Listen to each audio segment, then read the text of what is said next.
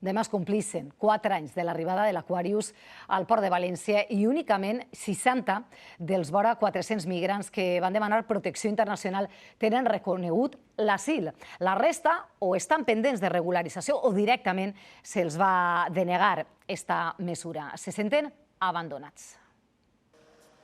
Mouses és un dels migrants que arribaren a València fa 4 anys amb l'Aquarius, a qui li van denegar l'asil a pesar d'haver fugit de Sierra Leone, un país en conflicte. Que Valencia abre su puerta por nosotros. Mayoría de aquí sin documento.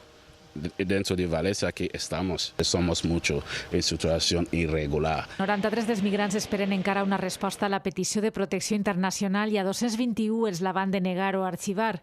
Mouses, que exercís de portaveu de l'Associació de Supervivents de l'Aquarius, carrega durament contra els polítics, a qui acusa d'utilitzar-los amb fins electoralistes. Los políticos usan a los inmigrantes como basura, y usar a los inmigrantes cuando quieres ganar su poder. Sobre esta situació sense resoldre, Mònica Oltra argumenta que el govern del Botànic ha donat tot l'acompanyament social i assistencial que estava al seu abast. Tot el que ha estat en les nostres competències autonòmiques, nosaltres hem acompanyat a les persones, però n'hi ha una fonamental, que és la regularització administrativa d'aquestes persones, no?